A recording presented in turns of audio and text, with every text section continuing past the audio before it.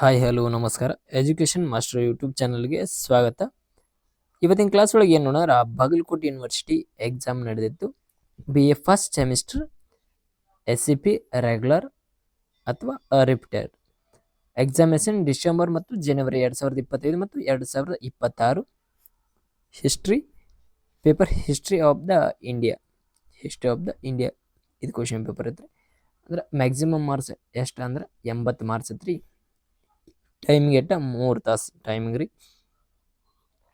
ಅದೇ ರೀತಿ ಇಲ್ಲಿ ಏನು ನಿಯಮ ಕೊಟ್ಟಾರ, ಈ ಕ್ವಶನ್ ಪೇಪರ್ ಒಳಗೆ ಸೆಕ್ಷನ್ A ಮತ್ತು ಸೆಕ್ಷನ್ B ಎರಡು ಅದಾವ್ರಿ.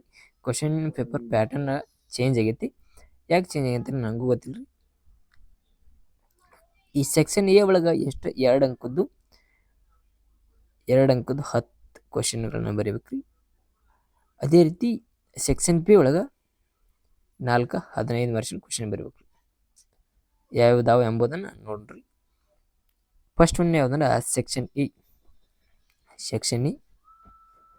ಫಸ್ಟ್ನೇ ಕ್ವಶನ್ ಯಾವ್ದು ನೋಡೋಣ ಅಂದ್ರೆ ಇಲ್ಲಿ ಅಷ್ಟು 10 ಕ್ವಶನ್ ಬರೀಬೇಕ್ರಿ. 2 ಮಾರ್ಕ್ಸಿಗೆ 10 ಕ್ವಶನ್ ಬರೀಬೇಕು. 2 ಮಾರ್ಕ್ಸಿಗೆ ಒಂದು ಕ್ವಶನ್. ಫಸ್ಟ್ ಒನ್ ಸಿಂಧು ನಗರದ ಉಪನದಿಗಳನ್ನು ಹೆಸರಿಸಿ. ಅದೇ ರೀತಿ ಸೆಕೆಂಡ್ ಥಾರ್ ಮರುಭೂಮಿ. ಸೆಕೆಂಡ್ ಯಾವ್ದಂದ್ರೆ ಥಾರ್ ಮರುಭೂಮಿ, Thar desert. Third one Indica ಕೃತಿಯನ್ನು ಯಾರು ಯಾವಾಗ ಬರೆದಿದ್ದರು. ತದನಂತರ ಫೋರ್ತ್ ಒನ್ ಮಸ್ಕಿ ಶಾಸನ ಎಂದರೆ ಬರೀಬೇಕ್ರಿ.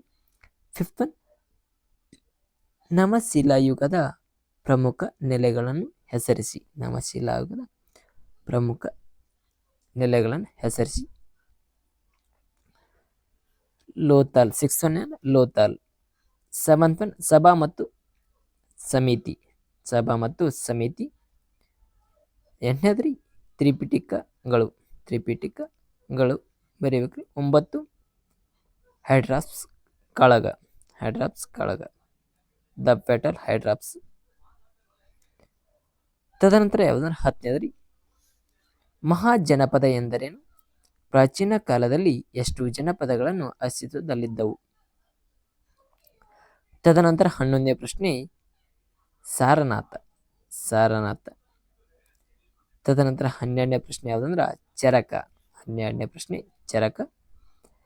ಸೆಕ್ಷನ್ B ಒಳಗೆ ನೋಡ್ರಿ 4 × 15 = 60. ಇಲ್ಲಿ 4 ಬರೀಬೇಕು. 4 15 ಮಾರ್ಕ್ಸಿಗೆ ಒಂದೊಂದು ಬರೀಬೇಕು. 15 ಮಾರ್ಕ್ಸಿಗೆ ಎಷ್ಟು ಬರೀಬೇಕಂದ್ರೆ 4 ಪೇಜ್ಗಳ ಜಾಸ್ತಿ ಆಗಬೇಕು. 15 ಮಾರ್ಕ್ಸಿಗೆ. ವಿಭಾಗ B ನೋಡ್ನು ಈ ಕೆಳಗಿನ ಪ್ರಶ್ನೆಗಳನ್ನು ಉತ್ತರಿಸಿ. ತದನಂತರ ಫಸ್ಟ್ ಒನ್ ಯಾವ್ದಂದ್ರ ಭಾರತದ ಭೌಗೋಳಿಕ ಲಕ್ಷಣ ವಿವರಿಸಿ.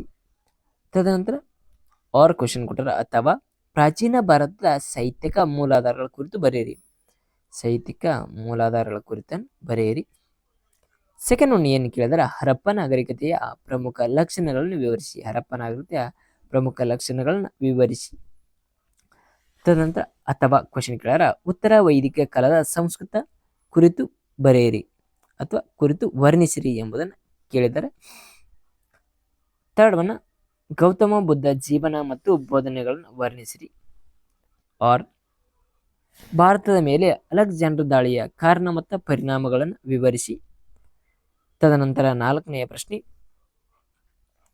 ಕನಿಷ್ಕನ ಜೀವನ ಮತ್ತು ಸಾಧನೆಗಳನ್ನು ವಿವರಿಸಿ ಅಥವಾ ನಿಮಗೆ ಒದಗಿಸಿದ ಬಾಹ್ಯರೇಖಾ ನಕ್ಷೆ ಅಶೋಕ ಶಾಸನಗಳಿರುವ ಸ್ಥಳಗಳನ್ನು ಗುರುತಿಸಿ ಮತ್ತು ಅವುಗಳ ಬಗ್ಗೆ ಟಿಪ್ಪಣಿ ಬರೆಯಿರಿ. ಇದು ಬಾಗಲಕೋಟೆ ಯೂನಿವರ್ಸಿಟಿಯ ಕ್ವಶನ್ ಪೇಪರ್ ಆಗೈತಿ. ಇವತ್ತು ನಡೆದಿದ್ದ ಕ್ವಶನ್ ಪೇಪರ್ ಹಿಸ್ಟ್ರಿ ಇಷ್ಟಾಗೈತಿ. Thank you. ಹಾಗ ನಮ್ಮ ಚಾನಲ್ ಯಾರು ಸಬ್ಸ್ಕ್ರೈಬ್ ಮಾಡಿರಿ. Thank you all.